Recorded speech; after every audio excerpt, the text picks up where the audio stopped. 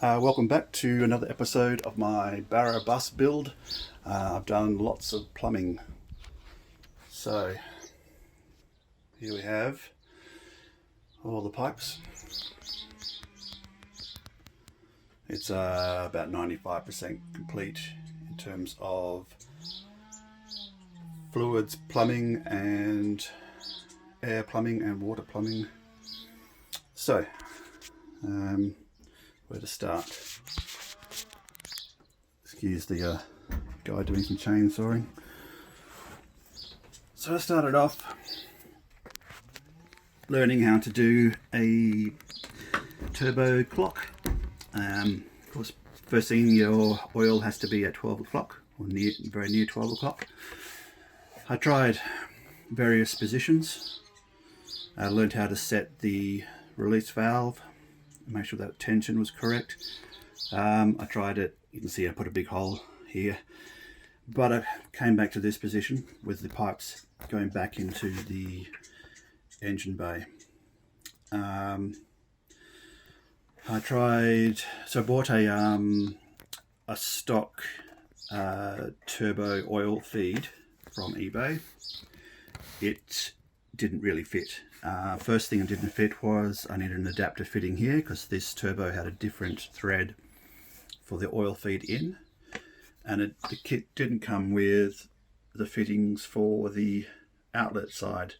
So I had to buy an adapter for the oil pressure gauge sensor, a T-junction, a T adapter, an AN adapter, and then I managed to get that cord to fit, and it's still not quite a nice fit because my turbo is in a slightly different position.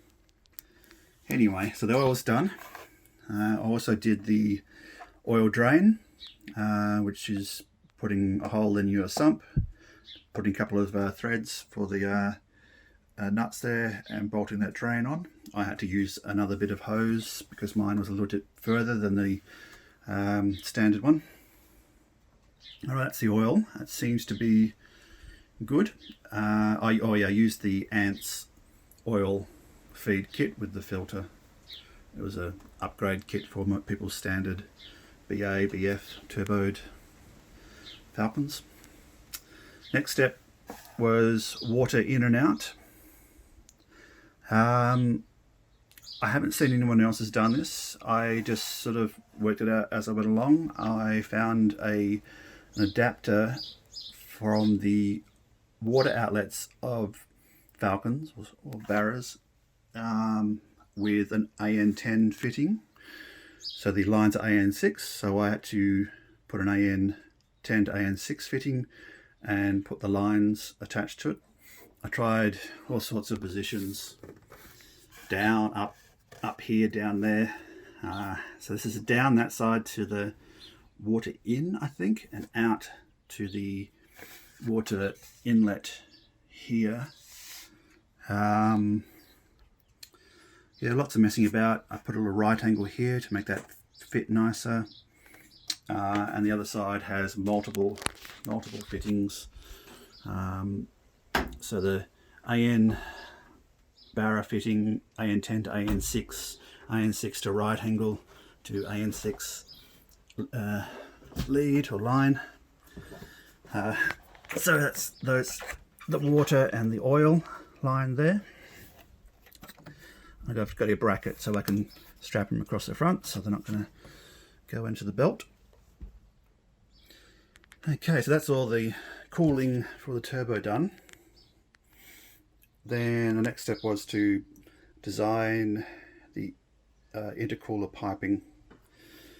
I bought one of those. Well, first off, I bought some PVC piping just to sort of give a rough idea of how I wanted it laid out. Unfortunately, the PVC piping's angles are far tighter than this stuff, so it turned out a little different. But I bought one of those cheap Chinese aluminium kits. You can't really use them with their standard lengths, so you have to modify them. So I also bought a Bead Roller, which is a Chinese one. Does the trick. So all these have been cut and modified and shortened and put beads on them. There seem to be heaps of blue fittings ones, but the black ones just weren't available. So unfortunately I've got blue fittings. That's alright. They didn't come with this fitting. Had to be a drop down from 2.5 inches to 2 inches. Yeah, so I bought a cheap air filter that's not mounted yet. Use the 2 right angles to the intercooler and out to another 2.5 to 3.25, I think it is, to the throttle body. Right, and then we get to this piece, which is my hero piece of the day. I made this throttle body relocator. Now I based it off Process West one that had a similar shape here and then curved straight out that way. It would have gone out the wall for my build. So I made it like that with another bend and a little dip, and I managed to get the throttle body just inside the engine bay. Not perfectly, I did have to cut a hole in the wall there so that the servo can fit in. It's actually upside down. I hope that's okay. It's going to be tight to swap it around the other way because of the radiator pipe there. Anyway, this is fabricated out of steel. I know that's not ideal, but if you saw my TIG welding, you'd understand it. It was cheap because it's just a couple of pieces of pipe, 3-inch exhaust pipe. I MIG welded it up, used the grinder to hide my booger welds, and did some lovely crinkle paint on it, so it really hid the imperfections. That looks really cool. Right, so this was only possible because I found an adjustable water inlet. These are about 150 bucks, not cheap. It's probably the most expensive parts. There's a little hole there I've got to plug or put a right angle on for whatever that extra water hose is for. I'm not sure what it's for, heating maybe, don't know. So it just squeezes past to my radiator. Now I got really lucky today. I found a hose that fits my new water pump to the radiator, and it's from a 72 Fairlane V8, and it just fit perfectly. So that was a real score. I thought I was going to have to use like 3 right angles. The Radiator Shroud, I did lots of modification to it. You can see down there it's got all these cuts out of it now, just so I can get the pipes through cleaner and get the braces through, and so get to the braces easily enough. That's the oil cooler. Oh, I made this little bolted connection here because I had to take it out multiple times, and it was actually really hard to get out with, especially with all the pipes in place.